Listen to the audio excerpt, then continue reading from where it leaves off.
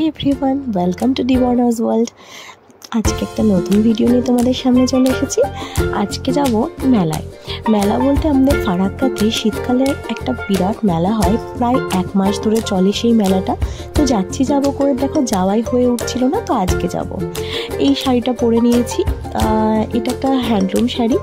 তো অনেক দিন পরা হয়নি শাড়ি, তাই জন্য আজকে শাড়ি পরে নিয়েছি আর মেয়েকেও রেডি করে দিয়েছি। আর আমরা যাচ্ছি মেলায়, আমি যাচ্ছি, মেয়ে যাচ্ছে, আর আমার শ্বশুর মশাই, শাশুড়ি মা আর আমার এক ভাসুরের মেয়ে, আর বর তো যাবেই।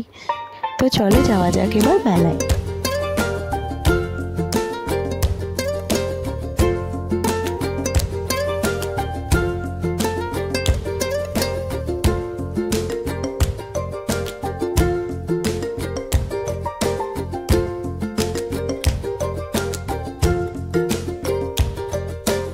তো দেখো চলে এসেছি আমরা মেলায়।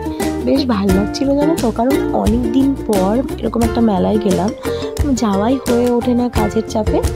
তো বেশ ভালোই, এক মাস ধরে এই মেলাটা চলে আমাদের ফারাক্কাতে। একদম মেইন বাস স্ট্যান্ড থেকে নেমেই একটুখানি গেলেই মেলাটা দেখতে পাবে তোমরা। তো কেউ যদি ফারাক্কার আশেপাশে থাকো, বা ফারাক্কার আশেপাশে তো অবভিয়াসলি সবাই জানবে, আমি পাগলের মতো বলছি, বাট যারা মালদা বা আশেপাশে কোথাও থাকো তারা একবার ঘুরতে এলেও আসতে পারো। আশা করি তোমাদের বেশ ভালো লাগবে।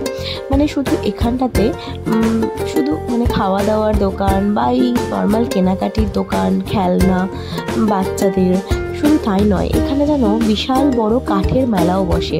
কাঠের মেলা বলতে একদম সেই খাট থেকে শুরু করে শোকেস, আলমারি, এই সমস্ত। তো চলো এবার মেলাটা ঘুরে দেখা যাক, আমরাও ঘুরে দেখি আর আমাদের সাথে তোমরাও দেখো ভিডিওতে। আর এই দেখো আমার শাশুড়ি মা কিছু এই সমস্ত জিনিস দেখছিল, আর তারপরেই চোখে পড়লো বাচ্চাদের খেলনার দোকান। আর যেই খেলনার দোকান চোখে পড়ার সাথে সাথেই তো মেয়ে দাঁড়িয়ে পড়েছে সেখানে। ও সবটা নিয়ে খেলার চেষ্টা করছিল, কোনটা হাতে নেবে বুঝতে পারছিল না। তো যাই হোক, কিছুক্ষণ ওখানে দাঁড়ানোর পর এই বেলুন টাইপের একটা খেলনা, যেটা ও নিজেই হাতে তুলে নিয়ে চলে এসেছিলো, তো সেটাই ওকে কিনে দেওয়া হলো। আর তারপরে হাঁটতে হাঁটতে আমরা পৌঁছে গেলাম খেলনাগুলোর দিকে। খেলনা বলতে প্রচুর রকমের খেলনা ছিল ওখানে জানো তো, বড় নাগরদোলনা, সার্কাসও ছিল কিন্তু। আর তারপরে বাচ্চাদের এই বিভিন্ন টাইপের ব্রেক ড্যান্স, তারপরে এই সমস্ত কার, তারপরে জাম্পিং এর ব্যবস্থা, সমস্ত কিছু মানে খুব ভালো লাগছিল দেখে। তো ভাবলাম যে মেয়ে তো কোনোদিনও এগুলো রাইড করেনি, তো ভাবলাম ফার্স্টে যে মেয়ে হচ্ছে উঠবে কিনা। তো বেশ ভয়ে ওর বাবা ওকে এই গাড়িটায় ওঠালো। দেখলাম মেয়ে বেশ এনজয় করছিল জানো তো, মানে ওর কোনো ভয়ই লাগছিল না। ও যে ফার্স্ট টাইম উঠেছে সেটা আমরা বুঝতেই পারছিলাম না। তো যাই হোক, এখানটাতেও বেশ এনজয় করেছে এই রাইডটা, গাড়ির রাইডটা।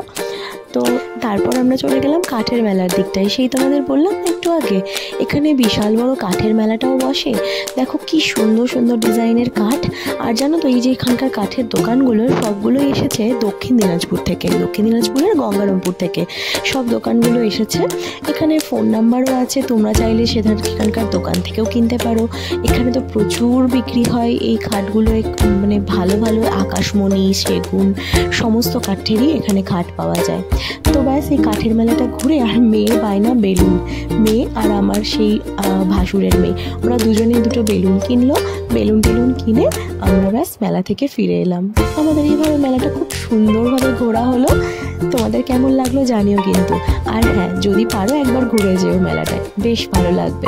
চলো টাটা, ভালো লাগলে একটা লাইক, কমেন্ট অ্যান্ড শেয়ার করে দিও। আর হ্যাঁ, সাবস্ক্রাইব করে দিও কিন্তু।